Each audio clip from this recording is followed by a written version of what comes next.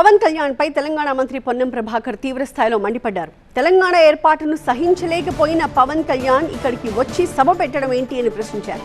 BJP నుంచి remuneration fix చేసుకుని తెలంగాణలో విద్వేషాలు రెచ్చగొట్టాలని చూస్తున్నారని విమర్శించారు.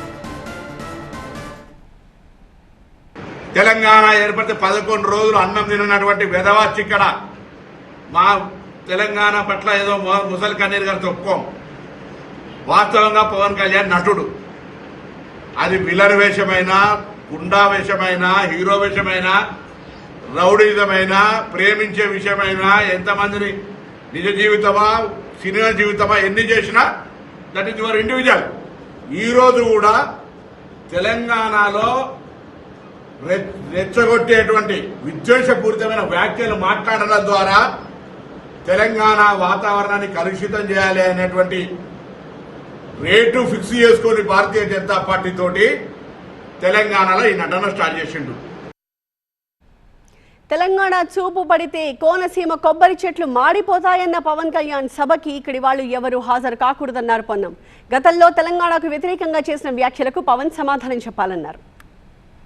చూపు పడితే కోనసీమ కొబ్బరి చెట్లు ఎండిపోతున్నాయన్నాక తెలంగాణ రక్తం ఉన్న ఏ బిడ్డ సినిమాలు అభిమానించినా అటువంటి వాని పట్ల ఇక్కడ సభకు పోతే కూడా వాళ్ళ తల్లిదండ్రులకు ద్రోహం చేసినట్టే అని భావిస్తా ఉన్నాను. నేను ఈరోజు క్షమాపణ చెప్పు, ప్రసంగంలో వీడికి జవాబు చెప్పు. 11 రోజులు తెలంగాణ ఏర్పడితే అన్నం తినలే అన్న ఈ వీడియోకు జవాబు చెప్పు.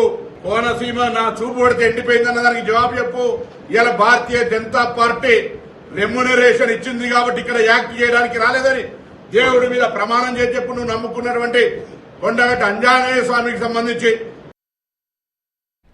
పవన్ కళ్యాణ్ తెలంగాణ ఆవిర్భావ వేడుకలు కాకుండా నవనిర్మాణ సభ పెట్టడం ఏంటి అని ప్రశ్నించారు పొన్నం ప్రభాకర్.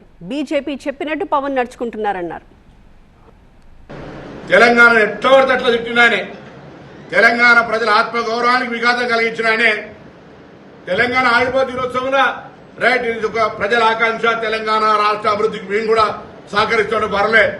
కానీ మరి ఈ నవనిర్మాణ సభను పెడతాడు. పోయి గుజరాత్లో పెడతలేవు, పక్కన కేరళలో పెడతలేవు, పక్క తమిళనాడు పెడతలేవు.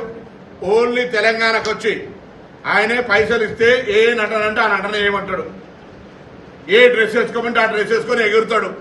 ఇగో ఇక్కడికి వచ్చి భారతీయ జనతా పార్టీ డైరెక్షన్ ఇలా ఈ డ్రెస్ వేసుకొని ఎగురుతుండు. తెలంగాణ వైషమ్యాలు సృష్టించాలి, రాజకీయమైనటువంటి విమర్శపూరితంగా మాట్లాడాలి.